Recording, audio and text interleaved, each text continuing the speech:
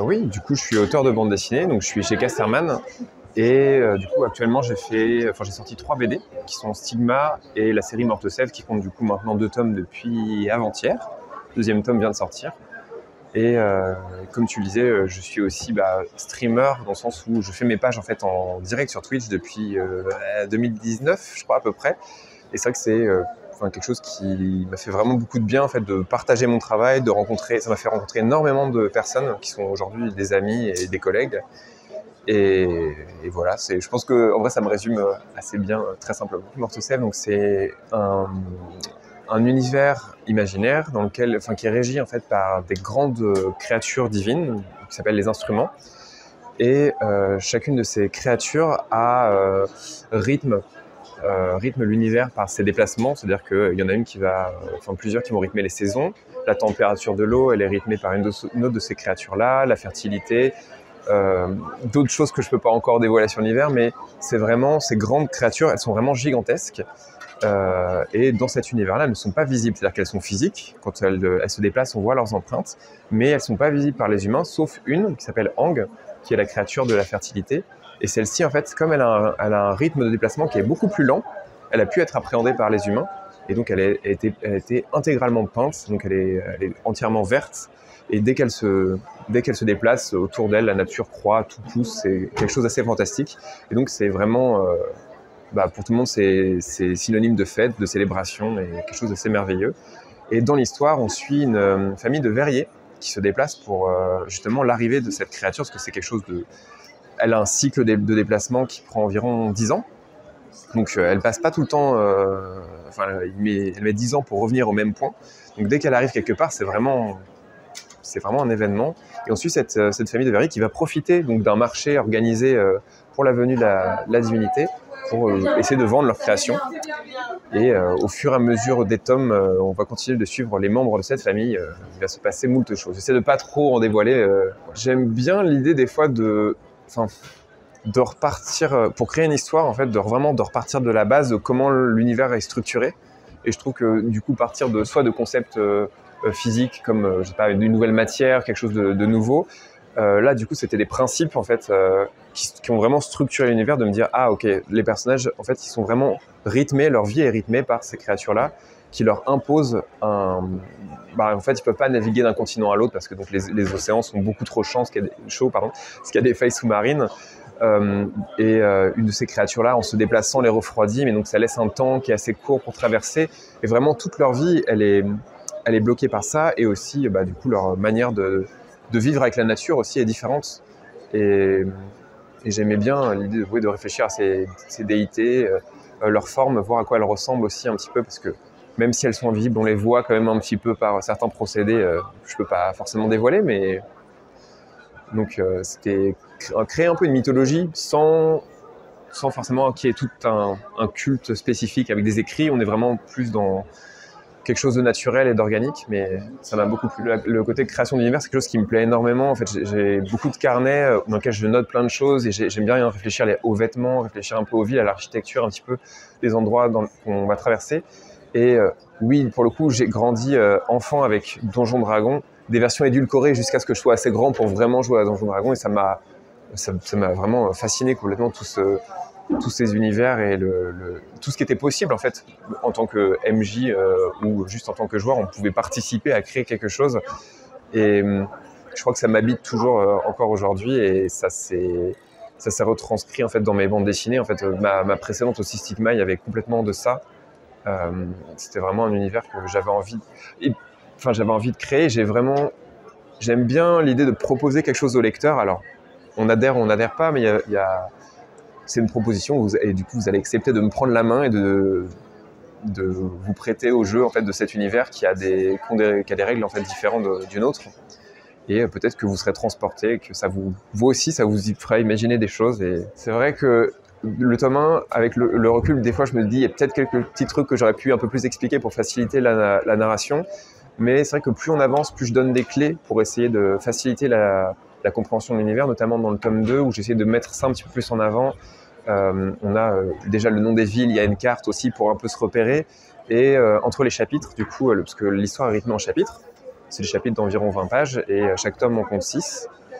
Et quasiment tous les chapitres, maintenant, il y a un petit texte descriptif sur l'univers, assez court, mais qui permet de donner quelques informations, quelques clés pour l'appréhender en fait et pour le comprendre, je pense, se sentir moins étranger en fait à l'univers, et qui fait que quand certains événements arrivent, on comprend et ils nous paraissent plus sensés en fait dans la suite du récit. Disons que mon objectif, c'est de pas trop l'exploiter non plus, dans le sens où, comme j'ai dit, il y a 9 divinités dans cet univers-là. On va pas toutes les voir, c'est juste pas possible. Narrativement, en fait, on a une planète. L'histoire, elle peut pas se passer partout en même temps, il peut pas tout y avoir. Donc, c'est d'arriver à... Maintenant, ce qui a été posé, c'est d'arriver à bien le développer, aller au bout de cette idée-là, quitte à ce qu'en fait, on sache pas encore tout cet univers-là à la fin de l'histoire. On est quand même plus de frustration par rapport à ce qui se passe et par rapport aux enjeux des protagonistes. Mais effectivement, non, c'est quand même d'essayer de le développer pour pas qu'on soit frustré et abandonner les lecteurs avec trop de questions en suspens. Je sais où je vais. En fonction de comment ça se passe, les choses vont... les ventes et tout ça, ça peut jouer. J'ai signé à la base pour 3 tomes, mais je vais en faire un 4e, dans le sens où là, je suis en train de bosser sur le 3e. Il n'est absolument pas conclusif du tout, dans le sens où peu importe ce qui se passe, genre, ce sera pas la fin, et j'ai déjà tout écrit sur le 3e tome. Et là, je suis en train de voir pour essayer de faire réfléchir la série en une conclusion en un 4e tome, mais qui serait peut-être plus dense que les précédents. Pour vraiment avoir le temps de raconter ce que je veux faire, pour pas se lancer sur un 5e tome qui serait peut-être un peu plus court, aurait moins à raconter. Donc terminer sur ça.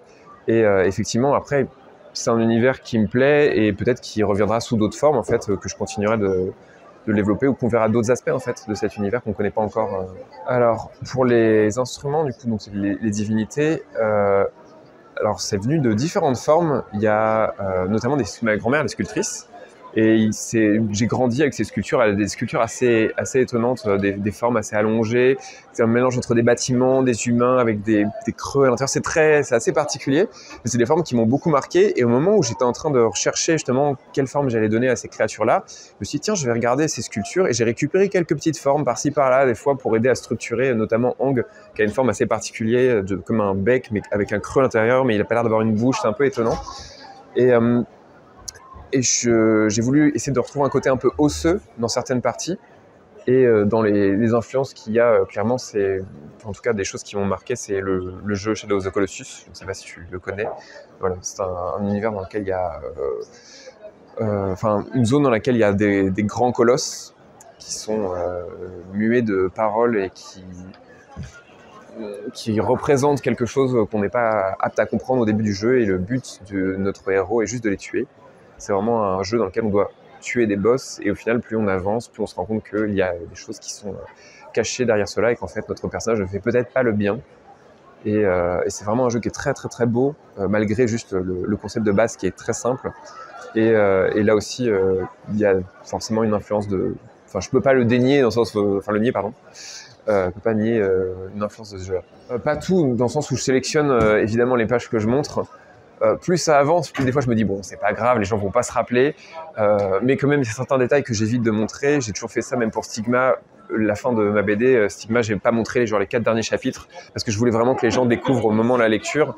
Et là, Meurthe Sève, je montre un peu tous les aspects un peu de la création, sauf le storyboard. Je trouve qu'il y a une étape assez personnelle, ou même l'écriture, mais sinon j'adore montrer le crayonné, j'adore montrer l'ancrage et la couleur. Ces étapes que j'aime bien faire. Et puis les gens, ils participent aussi à leur manière en discutant avec moi. Des fois, ils me donnent des conseils, ils me disent « Ah tiens, on comprend pas ça » ou je sais pas, ce bras est mal positionné, attention à cette ligne, ça arrive. Et donc, ils influencent d'une certaine manière aussi un petit peu, des fois, les cases, mettent un peu leurs pattes. Donc, à la base, c'était pour casser la solitude, en fait, tout simplement, parce que c'est vrai que le métier d'auteur ou d'autrice, il est quand même... c'est quand même assez particulier d'être enfermé chez soi, sauf si on est en atelier. Et j'étais un peu dans une spirale. En fait, je faisais que travailler toute la journée. Je sortais, j'allais prendre un café avec des amis. Et je disais juste... Enfin, je vivais plus vraiment, en fait. Et j'avais des amis qui avaient commencé à streamer sur Twitch, à faire de la bande dessinée. Et j'allais en fait voir leur live et ça me faisait du bien. Je me disais, ah, c'est super, je peux bosser en même temps que eux. Parce que c'est vrai que les streams de création artistique, en tout cas, je prends l'exemple de la bande dessinée, c'est pas quelque chose on n'est pas sur du divertissement pur. Les gens regardent pas à 100%, ils sont pas arrivés sur l'écran. c'est plus comme une radio. Il y a quelque chose, les gens mettent ça en fond, ils travaillent en même temps et de temps en temps ils regardent un petit peu, ils peuvent écrire pour discuter. Et ça me plaisait bien, j'aimais bien ce rythme parce qu'il n'y a pas la même pression. Au début on se dit les gens ils sont rivés sur mon dessin, ils vont regarder chaque erreur, ils vont regarder chaque truc, alors qu'en fait non. Et puis même au contraire c'est décomplexant pour nous et décomplexant aussi pour les gens parce que les gens voient la création d'un dessin plus que quelque chose de... Enfin, on n'est pas sur Instagram où les dessins sont déjà finis, tout est propre, on a sélectionné ce qu'on voulait montrer. Là, ils assistent des fois à des erreurs, on gomme, on recommence. Des fois, on n'y arrive juste pas, c'est pas grave. Et c'est le jeu et ça... Du coup, je me suis mis à streamer et ouais, j'ai rencontré vraiment plein de personnes, que ce soit du coup des gens qui sont juste des curieux, des curieuses, ou des gens qui font aussi de la bande dessinée. Vraiment des 10 dernières années, c'est la meilleure chose qui me soit arrivée parce que vraiment la plupart de mes amis, c'est des gens que j'ai rencontrés comme ça et avec qui je suis en festival aujourd'hui. Il y avait une amie avec qui je travaille maintenant sur une autre bande dessinée que j'ai rencontrée comme ça. Enfin, j'ai créé un réseau, mais sans que ça soit un réseau professionnel forcé. C'est venu naturellement, plein de rencontres. En tout cas, les œuvres qui me parlent le plus, j'aime beaucoup le travail de Taiyo Matsumoto. Enfin, c'est vraiment un auteur que j'aime vraiment énormément. Je peux pas nier, je grandis avec One Piece. C'est une œuvre qui, depuis que je suis enfant jusqu'à maintenant, me parle toujours énormément. Il y a un dessin qui fait tellement sens, qui me parle toujours beaucoup. Et son œuvre continue de me transporter, passer la trentaine. Et ma bande dessinée préférée, c'est Scott Pilgrim de Brian Lee O'Malley, qui est un comics manga en 6 tomes. Je pense que ça serait Oda, en fait, l'auteur de One Piece, juste pour comprendre un petit peu arriver à comprendre sa liberté de dessin. Il a une liberté dans ses formes, en fait, que je trouve assez fascinante. Il arrive à créer des personnages qui sont juste des formes triangulaires, mais il arrive à les structurer pour qu'ils soient juste très efficaces. Et puis après, il a plein d'autres secrets narratifs ou d'autres choses qui sont très intéressants. Très codifié manga, mais je pense qu'il a un savoir-faire qui, malgré la fatigue des années et un travail un peu trop acharné malheureusement dû au rythme du manga au Japon, qui est quand même, je pense qu'il serait fascinant à découvrir